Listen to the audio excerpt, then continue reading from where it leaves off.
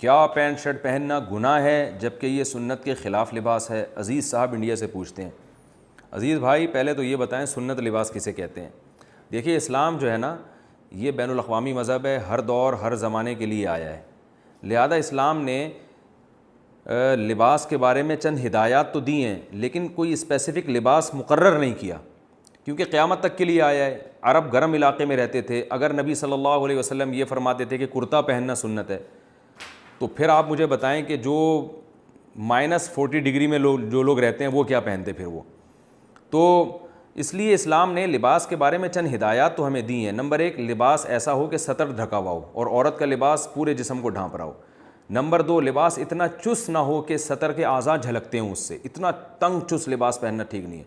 Number 3، مرد کا لباس ایسا ہو کہ جو ٹخنوں سے اوپر ہو، ٹخنوں سے نیچے مرد کو لباس کھینچنا جائز نہیں ہے۔ نمبر 4، لباس کسی قوم کی مشابہت نہ ہو اس میں، غیر مسلم کی، ایسا لباس یعنی جسے دیکھ کر لوگ آپ کو وہ قوم کا آدمی سمجھنا شروع کر دیں۔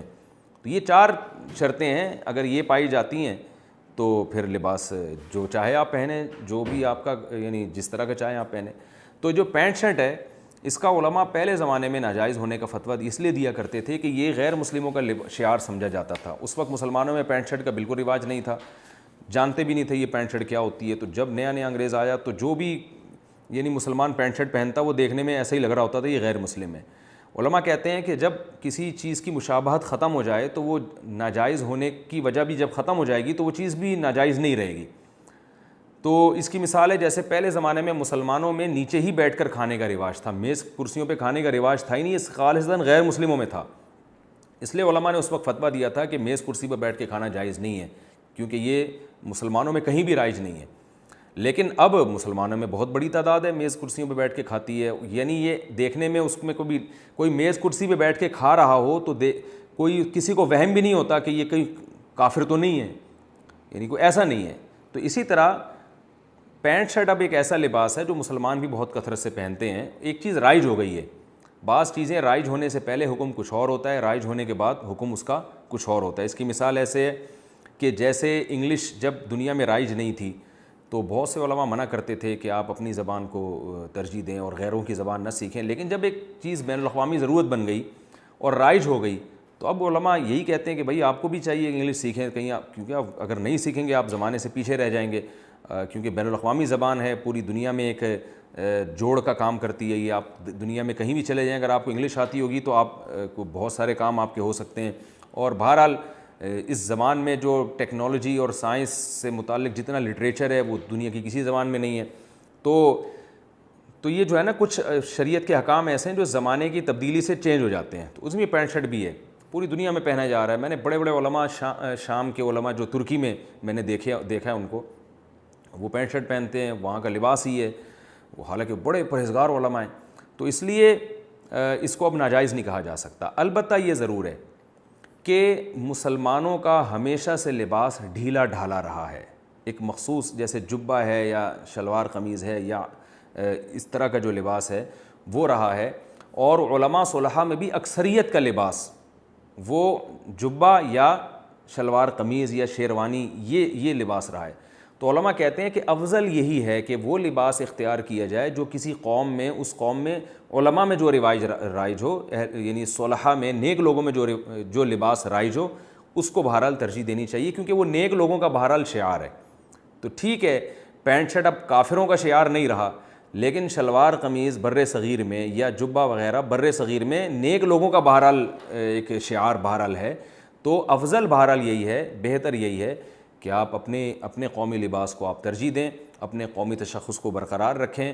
جیسے آپ نے دیکھا ہوگا کہ جو ملک کے جو وزیر اعظم دوسرے ملکوں میں سفر کرتے ہیں وہ جو اپنے لباس کو ہی اپنا ہی لباس زیبتن کر کے جاتے ہیں ان کو زیادہ اچھی نگاہوں سے دیکھا جاتا ہے کہ یہ اپنے یعنی احساس کمتری کا شکار نہیں ہے۔ ہمارے ایک دوست ہے جاپان میں، وہ مجھے انہوں نے واقعہ سنایا کہ میں شلوار قمیض میں، شیروانی میں اور جو ایک پراپر ڈریس پاکستانیوں کا ہوتا ہے اس میں تھا، تو ایک جاپنی لڑکی آئی، اس نے مجھے کہا کہ تم اس لباس کو چھوڑنا نہیں۔ تو میں نے کہا کیوں؟ کہہ رہی اس نے کہا کہ دیکھو ہمارا بھی پہلے ڈریس بہت اچھا تھا، لیکن ہم لوگ گوروں سے مروب ہو کے ہمارا وہ ڈریس ہی چینج ہو گیا، اس لیے ہمارا کلچر ہی تباہ ہو گیا، اب ہمارا اصل کلچر کیا ہے یہ ختم ہو گیا ہے، تو تم پر یہ ڈریس بہت اچھا لگ رہا ہے۔ تو لہٰذا تم اس کلچر کو چھوڑنا نہیں. تو ٹھیک ہے وہ جائز ناجائز کی بات نہیں ہے, لیکن بہرحال ہمارا ایک کلچر ہے اور وہ سنت کے قریب بہرحال زیادہ ہے. سنت تو نہیں کہہ سکتے لیکن اقرب الی السنہ, جیسا نبی صلی اللہ علیہ وسلم لباس پہنا کرتے تو اس کے بہرحال قریب ترین لباس یہی ہے کہ جبہ پہنا جائے جیسے عرب پہنتے ہیں, یا یہ کہ شلوار قمیص پہنی جائے. لیکن عرب جو جبہ پہنتے ہیں اس میں میرا ایک ذاتی مشورہ ہے, اس میں چاک نہیں ہوتا, یعنی وہ تنگ ہوتا ہے, اس میں بھاگ نہیں سکتے.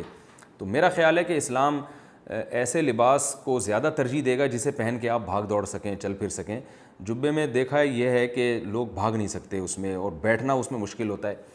جائز وہ بھی ہے اور نبی صلی اللہ علیہ وسلم سے پہننا بھی ثابت ہے, لیکن ایک اب بہتر اور استحباب کی بات کر رہا ہوں میں. تو آپ جیسا چاہیں لباس پہنیں, بہتر یہ کہ جو آپ کا قومی لباس ہے اس کو آپ زیبتاً کریں, اس میں روحانیت زیادہ ہے, وہ علماء صلحاء اور سنت کے لباس سے بہرحال زیادہ قریب تر ہے. نظر بد اتارنے کا طریقہ. وردہ صاحبہ کراچی سے پوچھتی ہیں نظر بد اتارنے کا بہت سے لوگ مختلف طریقے بتاتے ہیں, اتارنے کے بہت سے لوگ مختلف طریقے بتاتے ہیں, آپ مجھے اس کا صحیح طریقہ بتا دیں. حدیث میں طریقہ آیا ہے جس کی نظر لگی ہے اس کو وضو کرا کے وہ پانی جمع کر کے جس پہ نظر لگی ہے اس کے اوپر ڈال دیا جائے. لیکن یہ تو جب ہے نا جب پتہ چلے کہ نظر لگی کس کی. اور یہ عامل لوگ اکثر جو بتا رہے ہوتے ہیں نا فلاں کی نظر, یہ ٹوپی ڈرامہ کر رہے ہوتے ہیں. تو نظر لگنے کا ایسے ہی پتہ چلتا ہے کہ کسی نے آ کے دیکھا اور فوراً کوئی بیماری ہو گئی تو پھر پتہ چلتا ہے کہ بھئی اس کے لگنے سے ہوئی ہے. جیسے ایک صحابی غسل کر رہے تھے, دوسرے صحابی نے ان کو دیکھا, ان کا جسم بہت خوبصورت تھا تو فوراً وہ صحابی زمین پہ گر گئے, تو فوراً پتہ چل گیا کہ بھئی فلاں صحابی کی نظر لگی ہے. تو ایسے تو پتہ چل جاتا ہے, لیکن ویسے پتہ چلانا یہ بہت مشکل کام ہے.